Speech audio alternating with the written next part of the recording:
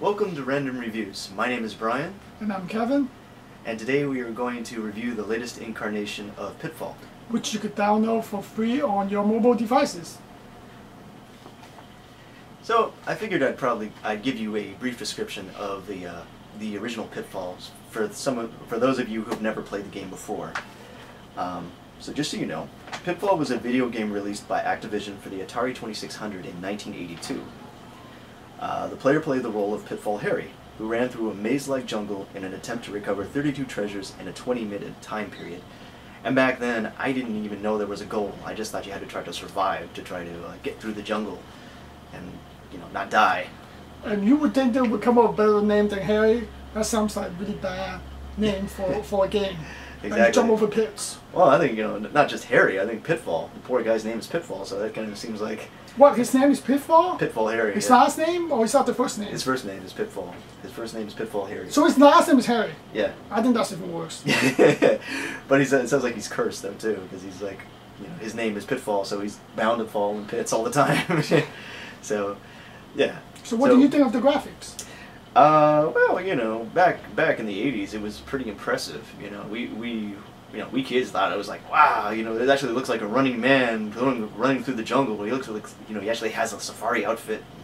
I thought it was pretty cool for its time. Yeah, especially when you could play that at home. Yeah. Myself. But I don't know about the color palette though. How many colors was it? Like 8? Yeah, it was pretty. And the graphic was like square. You think pixelation now is bad until you see back then.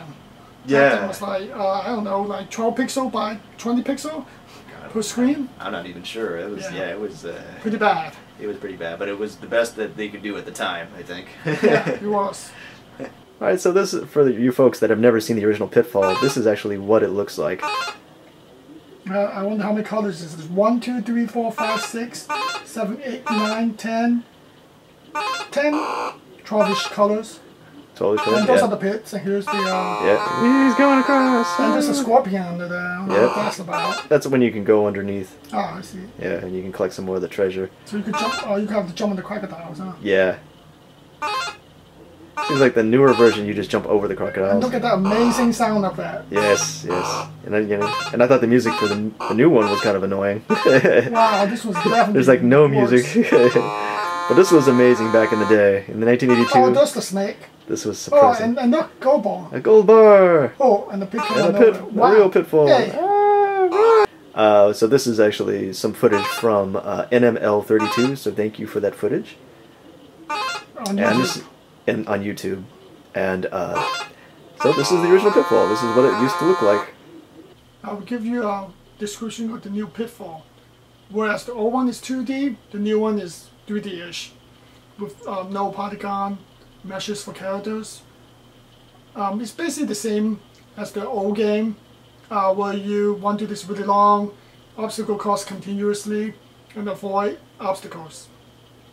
Yeah, I just say that the difference is that you're constantly running, whereas the original one you didn't actually constantly run. Could you go back in the original one? Yeah, you actually go back and to the previous screens. Oh. One, yeah. So yeah, in this one you're actually stuck running constantly throughout the whole game.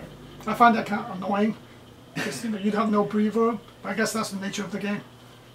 Yeah, I guess that is. Yeah, it's that's the way they're trying to make it a little more, I guess, exciting for modern day gamers. Now we're just going to talk about the story of the game. So, what do you think of the story?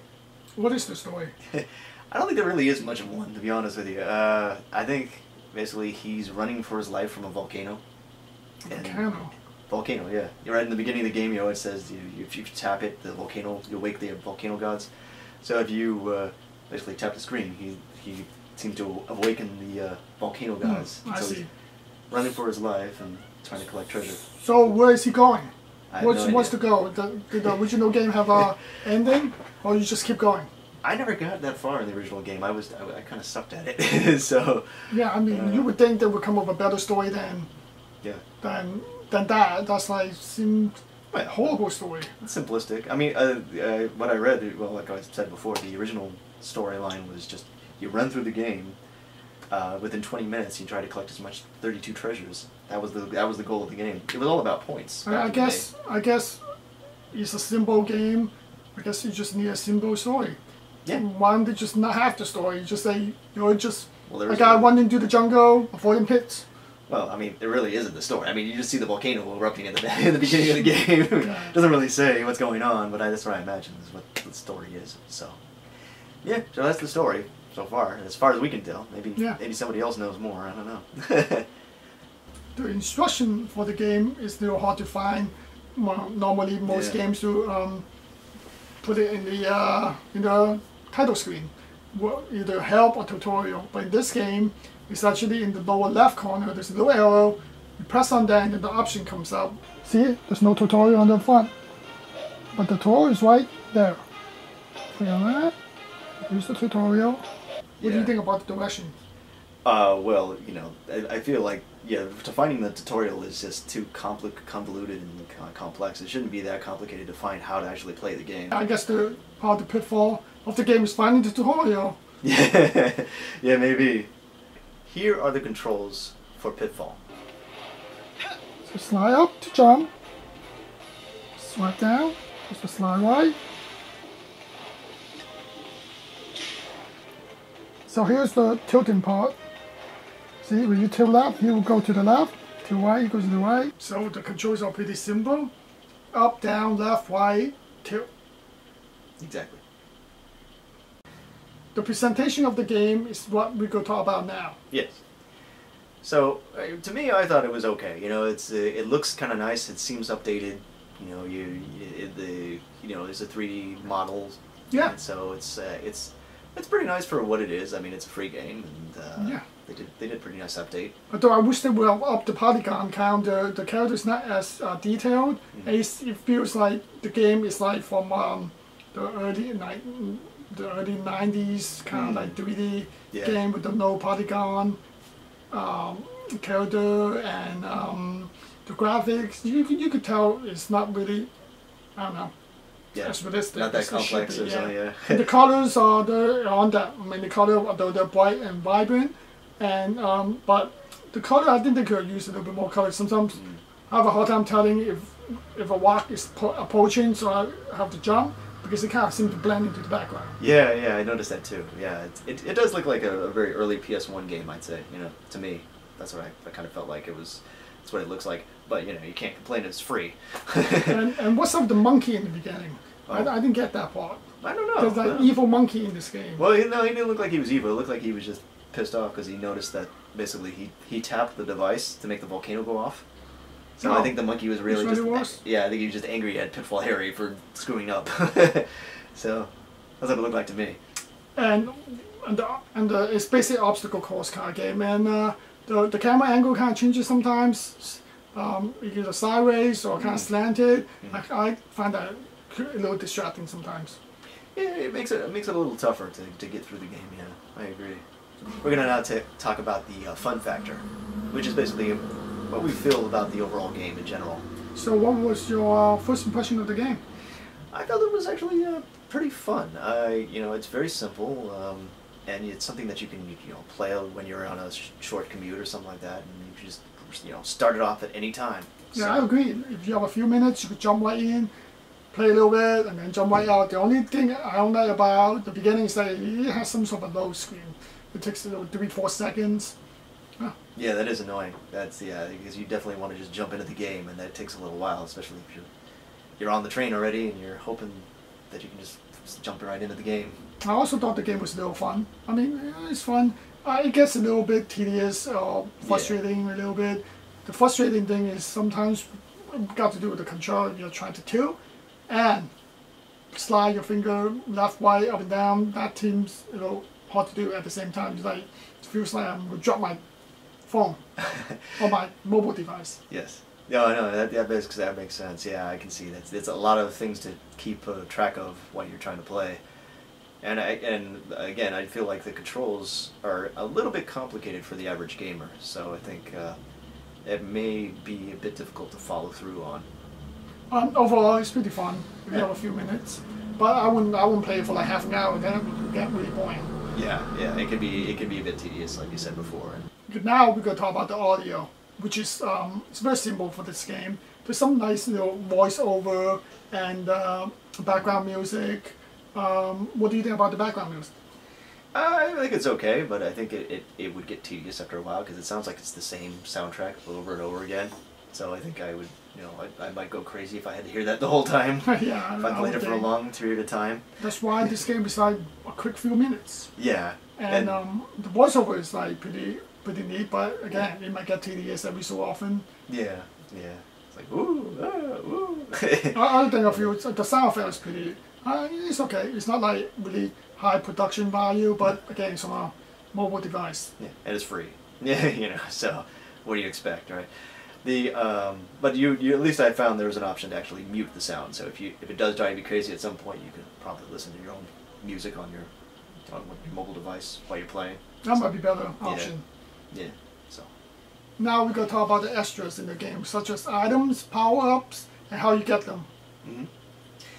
Yeah, it looks like the way to get the power-ups and such is to go through the game and collect the little, I guess, platinum bars, I guess? Yeah. Yeah, I think they're platinum bars. You collect them by sometimes having to tilt your device toward it.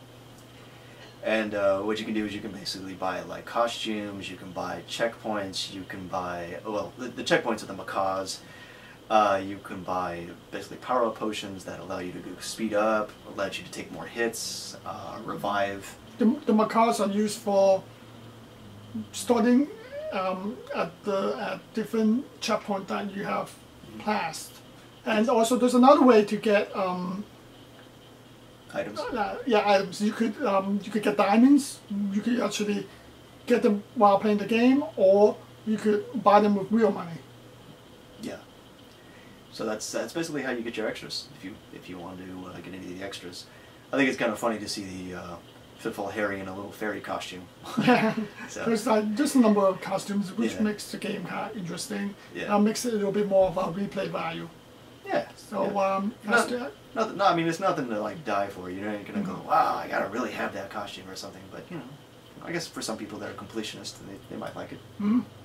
Oh, I just want to do one more thing, and that is show you guys the store. So here's what you can buy. My cards, that's for continuing from the checkpoints. Here's some potions, and click on it for a little description. And you can buy it with either the little collectible gold bars, or the little diamonds you could earn while playing the game. Or you could actually buy them. I mean, you could actually buy them. Use how much these things cost. Oh yeah, with real money. I'm not sure if it's worth it though. Wow, what's the $30 thing? Yeah, but you get a lot of diamond. We're going to determine whether or not the game is kid-friendly or not.